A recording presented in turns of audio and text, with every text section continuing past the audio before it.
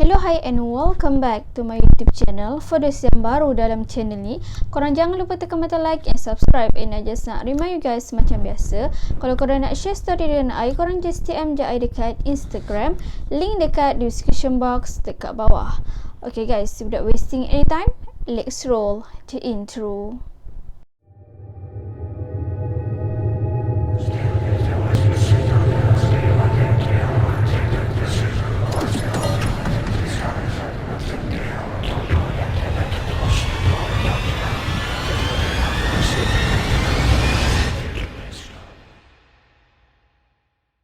Okay guys, sebenarnya minggu lepas I ada dapat satu komen cakap kenapa satu cerita je kan. Minggu lepas selalunya ada 2-3 cerita macam tu. Okay, so sebenarnya minggu lepas I busy sikit sebab banyak assignment dah nak kena hantar apa semua. And minggu depan pun busy juga.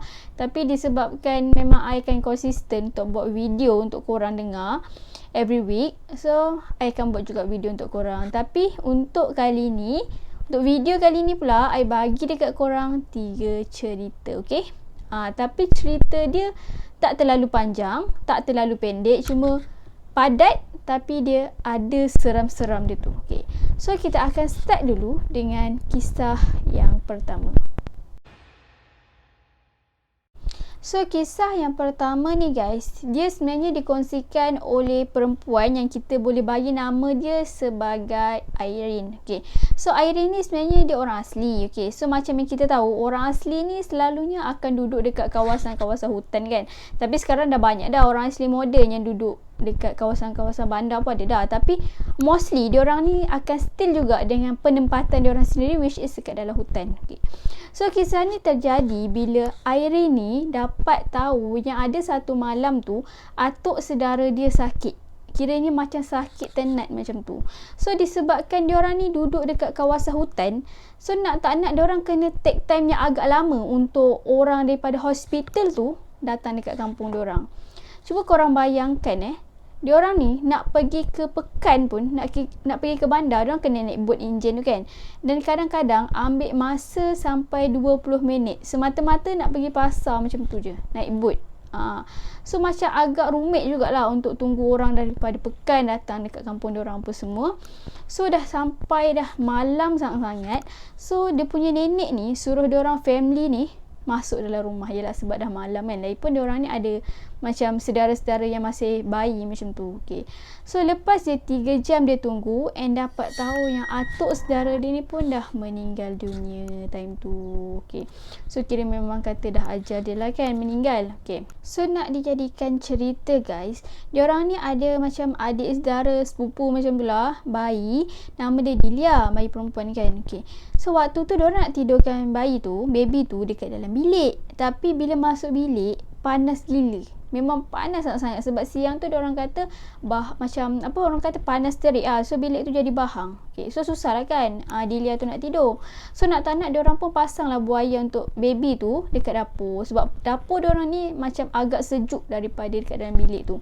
Lagipun dapur dekat rumah nenek si Irene ni besar, memang luas. Kalau duduk bersila boleh makan dalam 20 orang macam tu lah yang duduk bersila. Dia punya luas tu memang luas. Sebab bersila kan, dia akan ambil ruang yang agak besar. So kalau 20 orang bersila dekat dapur tu memang muat. Okay, so bayi tu pun tidur lah. Si Dilia pun tidur lah dalam buaian. Tidur macam biasa. So si Irene ni dengan kakak saudara dia time tu bersembang-sembang lah dekat dapur kan, sambil jaga si Dilia tu. Makcik saudara dia tengah masak dekat dapur sekali lah kan time tu. Okay, so diorang tengah sembang-sembang, makcik dia tengah masak apa semua. Tiba-tiba je guys, si Dilia tu menangis kuat sangat-sangat.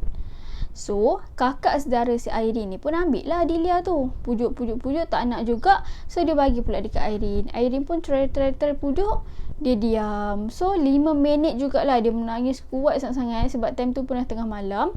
Dia pun letaklah balik si Dilia tu dekat dalam buaian. Okay, waktu dia letak Dilia tu tidur balik tau. Dia tak terjaga ke apa tak, dia tidur balik tapi dia tak menangis tak. Tiba-tiba diorang terdengar ada satu ketukan dekat pintu dekat bahagian dapur. Kiranya memang dekat sangat-sangat guys pintu tu dengan diorang, sebab diorang pun duduk dekat bahagian dapur kan. Memang macam ketukan tu bukan ketukan macam yang kita manusia ni selalu ketuk pintu rumah orang macam biasa. Like macam nak tercabut pintu tu diketuk kan. So nak tak nak diorang ni macam terkedu, macam terkejut macam tu lah, macam terdiam sekejap. And then kakak saudara si Irene ni cepat-cepat suruh Irene ni ambil Dilia tu dalam buaian tu balik. Kira macam ambil Dilia tu dalam buaian, pegang dia. And then si Irene macam terkejut kan. Tiba-tiba suruh macam tu, dia pun terus ambil Dilia, dia pegang Dilia. And then diorang ni semua senyap guys. Lagipun guys, dekat belakang rumahnya, dekat bahagian dapur, dekat belakang tu memang hutan, memang gelap. Mustahil orang akan lalu dekat tengah-tengah malam waktu-waktu macam tu ketuk pintu rumah orang. Lagipun dekat pintu depan pun ada pintu juga boleh ketuk kan. Tapi kenapa dekat pintu belakang? Okey. Waktu si Irene ni pegang si Dilia tu, diorang terus kelang kabut lari dekat bahagian ruang tamu dalam keadaan macam termengah-mengah macam tu. And then terus makcik dia yang dekat ruang tamu tu lah kan tanya kenapa. And then diorang pun cerita lah apa semua dekat makcik dia ni. And then time tu nenek dia terdengar. Nenek dia suruh diorang semua tu tidur dekat ruang tamu malam tu. Okay. Start daripada kejadian yang malam tu, yang lepas atuk saudara dia tu meninggal, nenek dia ada juga kena gangguan tau. Tapi nenek dia dengar ketukan daripada dalam cermin. Korang bayangkan ya, dekat dalam cermin, macam mana nak masuk dalam cermin kan? Tapi ketukan tu betul-betul bunyi daripada dalam cermin macam tu. And untuk pengetahuan korang juga, rumah si Irene ni rumah panjang tau. So dekat bahagian depan tu memang luas. So kalau penduduk-penduduk kampung nak buat aktiviti kat situ, main kat situ je lah. Tapi macam mana nenek dia tu boleh terdengar ketukan daripada dalam cermin? Itu memang mustahil. Okay, memang macam tak masuk di akal macam tu lah. So disebabkan benda tu juga, kakak si Irene ni dia macam kena hempak tau malam tu, sampai dia tak boleh bernafas. Dia bangun, dia menangis-nangis macam tu. And then ibu dia pula terdengar macam bunyi loceng. Sedangkan dekat rumah panjang diorang tu memang tak ada sediakan loceng ke apa tu, memang tak ada. Kalau nak kata diorang bela kucing, yang kucing kan selalu pakai loceng dekat leher kan, tak ada juga diorang bela kucing. So keesokan hari tu lah, diorang memang dah tak kena ganggu dah dengan benda tu. Cukuplah malam tu je lepas atuk saudara dia tu meninggal dunia dekat rumah tu tau. So maybe disebabkan atuk saudara dia meninggal jugalah, diorang ni terkena macam-macam gangguan. Okay. So esok tu atuk dia yang tolong atuk saudara dia untuk bawa pergi mayat pergi hospital apa semua tu. Okay, waktu perjalanan malam yang diorang naik bot tu, diorang nak balik ke rumah panjang balik sebab dah selesai dah mayat dihantar ke hospital. Waktu tu atuk dia cerita yang atuk dia ternampak ada satu macam biji mata dua macam tu dekat rumah panjang diorang tu. Tapi dia bukanlah mata hantu tau. Dia macam lampu tapi dia ada macam biji mata macam tu. Kalau korang boleh bayangkan. Okay. So mengikut kepercayaan diorang juga, kalau mata hantu ni lah kan, kalau diorang tengok tiba-tiba mata terkedip, buka balik, nak tengok balik, memang tak ada.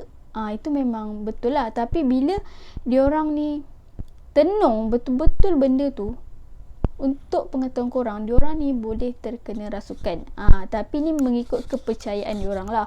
Tapi kalau kepercayaan kita maybe tak lah kan. Tapi ni mengikut kepercayaan diorang sendiri. Okay, so tu je untuk kisah yang pertama ni. Nampak ringkas, nampak padat, tapi seram dia tu kalau terjadi dekat korang pun, korang boleh rasa macam diri sendiri lah yang akan rasa benda tu kan, seram dia macam mana apa semua. So kita move on pula dengan kisah yang kedua ni. So kisah yang kedua ni dikongsikan oleh Adam, dan kisah ni berlaku waktu tu Adam dengan pembantu rumah dia duduk berdua je dekat rumah. Okay. And mesti korang tertanya kan mana family dia apa semua kan. Okay. So waktu ni family Adam ni pergi bercuti dekat Terengganu, tapi Adam ni dia tak dapat ikut sebab dia ada, minggu tu dia ada exam. So nak tak nak dia memang tak boleh nak ikut family dia, sebab bukannya exam online, exam dekat sekolah, tak silap lah. Rasanya Adam ni waktu tu sekolah lagi. Okay, maybe dia SPM macam tu sebab dia tak bagi tahu umur dia berapa. Okay. So waktu tu dia pun terpaksa lah, nak tak nak kan, terpaksa lah duduk dengan bibik dia dekat rumah. Nasib baiklah dia ada bibik dan tu kat rumah, so tak adalah rasa macam keseorangan sangat kan. Okay. So waktu tu ada satu hari ni ni, waktu tu malam, orang pukul 10 ke pukul 11 macam tu, Adam ni dia duduk dekat bilik parents dia. Okay, sebab bilik parents dia ada toilet dekat dalam bilik. So senang lah kalau dia rasa takut ke, dia tak payah nak keluar pergi toilet, dekat dalam bilik je kan. Okay, so waktu dia tengah duduk dekat atas katil tu, sambil dia belik-belik main handphone, main Instagram, main TikTok, dia scroll-scroll social media macam tu, dan position dia time tu berhadapan dengan dia toilet tau. Dan toilet tu, pintu tu tak tertutup rapat, just macam terbuka sikit. So waktu dia tengah main handphone tu, tiba-tiba dia rasa macam ada orang tengah perhatikan dia daripada dalam toilet tu. Sebab kita, kalau kita main handphone pun, anak mata kita ni mesti akan perasan kan orang tengok kita, betul tak? So waktu tu, bila dia perasan je yang macam ada orang tengah tengok dia daripada dalam toilet tu, dia pun fikir macam, oh maybe adik dia kot main air. Tapi time tu dia tak terfikir lagi yang dia time tu sorang-sorang dengan bibik dia je. Dia fikir macam mak ayah dia ada lagi. Tapi time tu dia tak macam, yelah sebab dia sibuk sangat main handphone, dia macam dah tak boleh nak berfikir kan. So waktu tu dia terus je pergi dekat toilet, dia tengok, dia terkejut sebab dekat dalam toilet tu memang tak ada orang langsung, memang sunyi. And time tu baru dia terlintas dekat fikiran dia, dekat dalam rumah tu cuma ada dia dengan dia punya orang gaji je. So alang-alang dia dekat dalam toilet tu, dia pun teruslah ambil uduk sebab time tu dia nak solat isyak. Sebenarnya guys, waktu yang dia rasa benda tu like macam dia ingat ada orang yang tengah perhatikan dia tu, time tu dia rasa macam seram sejuk jugalah. Tapi dia macam cuba untuk tenangkan diri dia. Sebab nak tak nak, memang dia je dekat situ kan. Kalau dia pun rasa macam takut, siapa lagi tolong dia kalau bukan diri sendiri. Okay, so lepas dia ambil wuduk tu, dia pun solat lah macam biasa, solat-solat. Time tu dia nak berdoa. So the position dia berdoa tu, dia duduk macam duduk tahiyat akhir macam tu. Okay, so waktu dia nak berdoa tu, dekat depan dia tu pula ada satu cermin besar tau. So dia akan nampak kan dekat bahagian belakang tu. Okay, so waktu dia tengah berdoa tu guys, tiba-tiba dia perasan ada budak dalam lingkungan 4 tahun macam tu, warna hijau. Kalau warna hijau korang expect apa? Toyol kan? Tapi tak tahulah sebab dia pun tak dapat detect benda tu apa. Nampak 4 tahun, warna hijau, tengah berlari melintas belakang dia waktu dia tengah berdoa tu. Yelah, dia memang akan nampak sebab depan dia memang ada cermin kan, time tu kan. So waktu tu dia macam dah seram sejuk dia habiskan doa dan apa semua, dia pun teruslah pergi tengok dekat tempat yang budak tu lari tadi. Dia tengok, dia check lah kot lah ada siapa-siapa masuk, kita tak tahu kan. And then dia check memang tak ada orang time tu. Time ni lah si Adam ni memang dah takut sangat-sangat dah, sebab time tu dia ada dekat tingkat atas. And bibik dia time tu dekat tingkat bawah tengah tidur time tu kan, sebab dah pukul 12 malam macam tu lah. So time tu dia macam tak tahu nak buat apa. Time tu dia terus tidur sampailah subuh esok tu. Tapi guys, dia tak cerita pun dekat parents dia ke adik-beradik dia ke apa yang jadi dekat dia malam tu. Tapi sampai sekarang pun dia masih tertanya-tanya siapa ataupun like macam siapa budak yang dia nampak dekat celah pintu tu dengan budak yang dia nampak waktu dia tengah berdoa lepas habis solat tu. Maybe lah kan, itu penunggu rumah dia.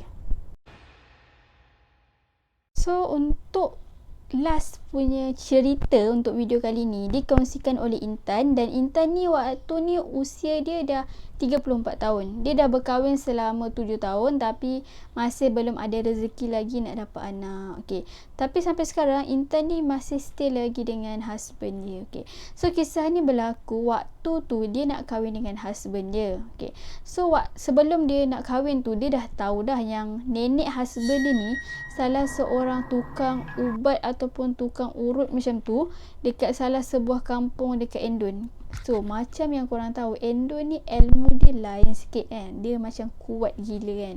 Kadang-kadang kalau kita tengok cerita Endon pun, mantra yang dia orang guna tu kadang-kadang betul. Sebab itulah kita ni tak boleh nak ikut mantra yang dia orang berlakon kat dalam cerita-cerita seram macam tu. Okay, so nak dijadikan cerita, sebelum dia kahwin dengan husband dia ni, mak mertua dia adalah terus terang dengan dia pasal keturunan dia orang ni.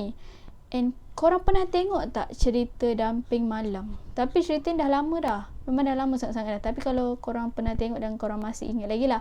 Tapi kalau korang nak tengok, ada je dekat YouTube. Korang je search je Damping Malam. Nanti keluar cerita tu. Tapi cerita tu memang dah lama dah. Okay.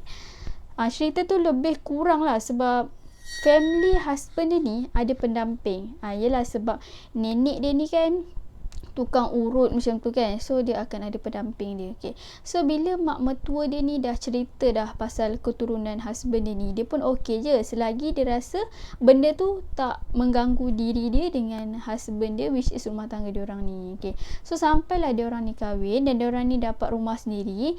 Waktu tu dia orang tak duduk berdua je tau. Mak mertua dia dengan adik ipar dia, which is adik husband dia tu, nama dia Ros, dengan husband si Ros ni pula stay dekat rumah si Intan ni. Time tu lah dia kata kehidupan dia 360 darjah time tu memang totally berubah.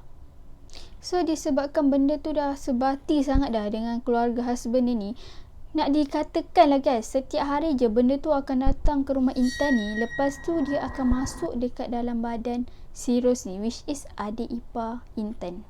Adik husband dia lah. Time ni lah dia kata dia naik rimas sangat-sangat.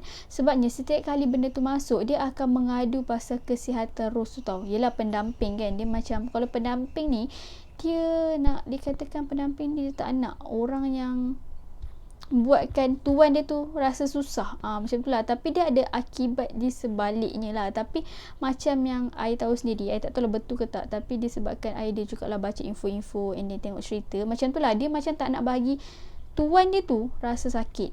So setiap hari mak mertua dia ni akan mengadu dekat dia orang family, dekat Intan, kata yang kesihatan Ros ni macam mana apa semua. Kadang-kadang korang nak tahu tak, si Intan ni terpaksa sidai baju Ros dengan husband dia, pergi urut badan dia, masakkan bubur, lipatkan baju, macam-macam kerja rumah lah.